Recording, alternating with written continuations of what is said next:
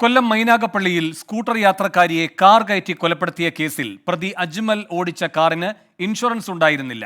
അജ്മലിന്റെ സുഹൃത്തിന്റെ മാതാവിന്റെ പേരിലാണ് കാർ. പ്രതികൾക്കായി പോലീസ് കസ്റ്റഡി അപേക്ഷ നൽകും. അരുൺരാജ് കൊല്ലത്ത് നിന്ന് ചേരുന്നു കൂടുതൽ വിവരങ്ങളുമായി.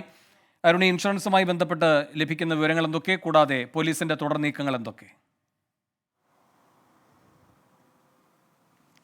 വേണു, അല്പസമയം മുമ്പ് ഈ സംഭവം അന്വേഷിക്കുന്ന ശാസ്താംകോട്ട ഡിവൈഎസ്പിയുമായി സംസാരിച്ചിരുന്നു. അദ്ദേഹം പറയുന്നത് ഈ കേസിൽ പഴുതടച്ചുള്ള എല്ലാ അന്വേഷണവും പോലീസ് ഇപ്പോൾ പൂർത്തിയാക്കുകയാണ്. പ്രതികൾക്കായി ഇന്ന് തന്നെ കസ്റ്റഡി അപേക്ഷ നൽകാനാണ് നിലവിൽ പോലീസ് എടുത്തിരിക്കുന്ന തീരുമാനം.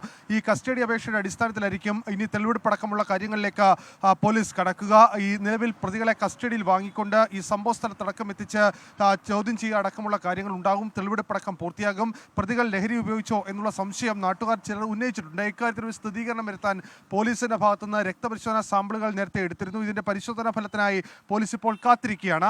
മറ്റൊന്ന് ഈ കാറിന്റെ ഇൻഷുറൻസ് സംബന്ധിച്ച വിവരമാണ്. 2023 ഡിസംബർ 13 ഈ വാഹനത്തിന് ഇൻഷുറൻസ് തീർന്നതാണ് നിലവിൽ പുറത്തു വരുന്ന വിവരം. ഇതിന്റെ അടിസ്ഥാനത്തിൽ ഈ കാറ് പിന്നീട് ഈ അപകടത്തിന് ശേഷം ഓൺലൈൻ വഴി ഇൻഷുറൻസ് എടുത്തതായാണ് ലഭിക്കുന്ന വിവരം. ഇതുമായി ബന്ധപ്പെട്ട കാര്യങ്ങളും പോലീസ് പരിശോധിച്ച് വരികയാണ്.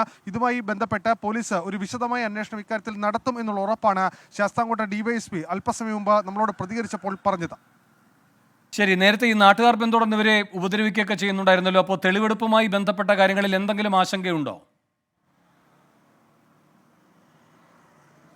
ഇക്കാര്യത്തിൽ ഈ സ്ഥലത്തേക്ക് എത്തിച്ച് തെളിവെടുപ്പടക്കം പൂർത്തിയാക്കണമെങ്കിൽ സ്വാഭാവികമായും പോലീസിന് മുമ്പിൽ ചെറുതല്ലാത്ത വെല്ലുവിളിയുണ്ട്. കാരണം നമ്മളടക്കം ആ സ്ഥലത്ത് പോകുമ്പോൾ ജനം ഇപ്പോഴും വലിയ രീതിയിൽ ഒരു വലിയ വൈകാരികമായാണ് ഈ വിഷയത്തെ സമീപിച്ചിരിക്കുന്നത്. അതുകൊണ്ട് സുരക്ഷയടക്കം മുൻനിർത്തിയായിരിക്കും ഈ തെളിവെടുപ്പടക്കം പൂർത്തിയാക്കുക. ഒരുപക്ഷെ പകൽ സമയത്ത് തെളിവെടുപ്പടക്കം പോലീസ് നടത്തുമെന്ന കാര്യം ഇനി നമുക്ക് കാത്തിരുന്ന് കാണേണ്ടതാണ്.